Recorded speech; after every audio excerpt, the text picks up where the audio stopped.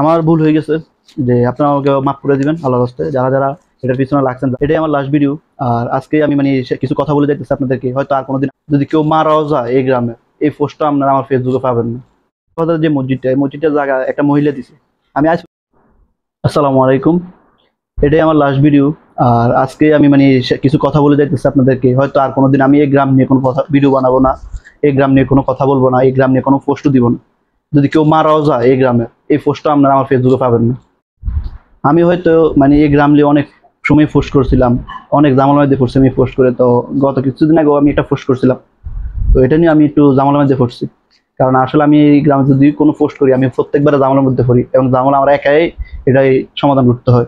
আমার আগ পিস কেউ থাকে না। মানে এই গ্রামে এমন একটা জিনিস, আপনি কোনো একটা করতে গেলে, আপনি কোনো একটা কথা বলতে যান বা কিছু বলতে যান, তখন কিন্তু আপনি একাই প্রতিবাদ করতে হবে। কিন্তু আমার বিপক্ষে 50 থেকে 60 জন লোক আপনার বিপক্ষে থাকবে। মানে আপনার সাপোর্ট দেওয়ার মতো কোনো লোক থাকবে না। মানে আপনার পিছনে যে ব্যাকআপ দিবে, এই লোকগুলো আপনি পাবেন না। আমাদের গ্রামে সবাই নেতা, সবাই ম্যাজিস্ট্রেট, সবাই ইঞ্জিনিয়ার এবং সবাই বড় লোক। কেউ মানে এখন বর্তমানে মানে গরিব বলতে কেউ নাই। তো আমি যদি আল্লাহ আমার বাঁচায় রাখে, যদি আমি বাইচে থাকি, তবে এই গ্রাম নিয়ে আমি আর কোনো কাজ করবো না।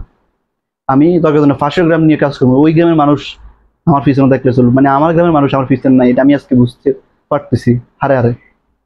আপনার সামনে দিয়ে আপনারা বলবে আপনি খুব ভালো, পিছন দিয়ে আপনারা বাঁচ দেওয়ার জন্য খুব আপ্রাণ চেষ্টা করবো।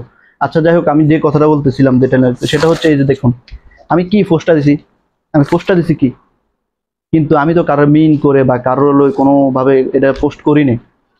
আমি পোস্টটা দিছি কি, যদি কোনো মানুষ এটা ভালো করে পড়ে বুঝে, এটা তো তার ইয়ে হয় না। হয়তো এটা কারো কেউ যে বুঝেছে যে এটা আপনার মিন করে পোস্ট দিছে, মানে কেউ না কেউ এই কাজটা করছে।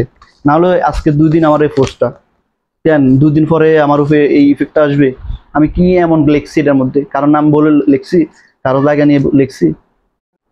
আমার ভুল হয়ে গেছে যে আপনারা আমাকে মাফ করে দিবেন আল্লাহর রাস্তায়। যারা যারা এটার পিছনে লাগছেন, যারা যারা মনে করছেন, তাদেরকে নিয়ে আমি এই পোস্টটা করছি। আসলে যদি আমার ভুল হয়ে থাকে, অবশ্যই আপনারা আমার আল্লাহ মাফ করে দিবেন। আমি আর কোনোদিন কাউকে নিয়ে কোনো বা এমনও কোনো পোস্ট দিব না সমাজ নিয়ে। এই যে সেঙ্গাটাবাজার যে মসজিদটা, এই মসজিদটার জায়গা একটা মহিলা দিছে। আমি আজ পর্যন্ত শুনি না যে একটা মহিলা জায়গা দিচ্ছে। মানে আমি শুনছি ইতিমধ্যে, মানে আগে শুনি নাই। তো ওই মহিলা আমি কখনো দেখিও নাই, বা তাদের কোনো পরিবার আত্মীয় স্বজন আমি কারো দেখি না যে মসজিদটা নিয়ে তারা কোনো কথা বলতে। তো মসজিদটা কিন্তু আমার একার না, তো মসজিদটা কিন্তু আমাদের গ্রামবাসী সবাই এটার খেদমত করতে হবে, এটার প্রতি সবাই নজর থাকতে হবে। এরপরে হচ্ছে আমাদের দিনিয়া মাদ্রাসা, সেটাও কিন্তু আমাদের বা 10 জনের না, এটা কিন্তু আমাদের এই গ্রামের জন্য, সবার জন্য। তো সবাই আমাদের প্রবাসী যারা আছেন, তারা কিন্তু বিভিন্ন জায়গায় বড় বড় অ্যামাউন্টে দান করেন, আমরা জানি দেখি। তো আমাদের এই মাদ্রাসাটা, এটা কিন্তু আমাদের গ্রামের জন্য একটি বড়, হয়তো আল্লাহর রহমত হতে পারে। তো এটার প্রতি সবার সুনজর থাকা উচিত, এটার প্রতি সবার একটা ভালোবাসা থাকা উচিত। কারণ একে দোষ করলে তার সবাই খারাপ না, 10 জনের জন্য তার একজন তো খারাপ থাকবে। তো এই কারণ দিনে মাসে সবাই তো খারাপ না। এটার প্রতি আপনারা সুনজর রাখবেন। এবং এটা কাজ চলতেছে, এটা একতলা কাজ অলরেডি প্রায় শেষ হয়ে গেছে, কাজ চলতেছে। একতলা হয়ে গেছে, তো বাকি যে 4 তলা উঠবে সেটার প্রতি আপনাদের আমি চাই যে সহযোগিতা সাহায্য সেটা থাকবে আমাদের গ্রামের, বিশেষ করে। আর যারা বাইরে এইটার প্রতি যে ভালোবাসা দেখেছেন, তাদের প্রতি আমার আন্তরিক ভালোবাসা থাকবে, এবং আমাদের গ্রামবাসীর প্রতি আন্তরিক ভালোবাসা থাকবে। পরিশেষে আমি আবারও বলতেছি, আমি যে পোস্টটা দিছি আমার ভুল হয়ে গেছে, আপনারা আমাকে মাফ করে দিবেন।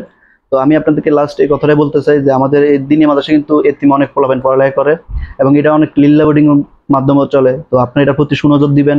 আমরা চাই যে আমাদের এই মাদ্রাসাটা উন্নত হোক, এবং সামনে দিকে যেন এটা আরো সুন্দর হয়। এটা থেকে কিন্তু দিনে দিনে অনেক হাফেজ, আলেম, মাওলানা, মানে হাফেজ বাইরে হইতেছে। যদি এটা 5 তলা পর্যন্ত হয়, আমি আশা করি দেখবেন তো প্রতি বছর হয়তো শুনবেন 10 জন মাওলানা বাড়িয়েছে বা 20 জন হাফেজ বাড়িয়েছে। এটা কিন্তু আমাদের গ্রামের জন্য গর্ব। তো বিশেষ করে আপনারা এটা প্রতি সুনজর দিবেন, যাতে করে এটা সুন্দরভাবে কাজটা পরিসমাপ্ত করা যায়। যদিও চাইছিলাম আমি এই গ্রামটা নিয়ে মানে ব্লগ আকারে যে ভিডিওগুলো আমি তুলে ধরি, বিভিন্ন যে খারাপ জিনিসগুলো, মানে রাস্তাঘাট বা বিভিন্ন জিনিস নিয়ে, সেটা আর মানে দেখছি যে আমার দ্বারা পসিবল না। আমি ভালো জিনিস করতে যাই, এটা উল্টো আমার উপর মানে রিপিট হয়। তো আপনারা আল্লাহর রাস্তায় আমরা মাফ করেন। আল্লাহ যে আমার সামর্থ্য দেয়, আমি যদি জীবনে ভালো কিছু করতে পারি, আশা করি ইনশাল্লাহ করতে পারবো। তাহলে আমি যেন ফাঁসের গ্রামের যে কাজগুলো করবো, সেটি আপনাদের ভিডিওর মাধ্যমে তুলে ধরবো ইনশাআল্লাহ। দলমত থাকতে পারে, এবং সবাই মিশে কিন্তু কাজটা করতে হবে, যাতে করে আমরা সামনের দিকে এই মাদ্রাসাটা সুন্দর করে উঠাতে পারি। সবাই দোয়া করবেন, ভালো থাকবেন। আসসালামু আলাইকুম।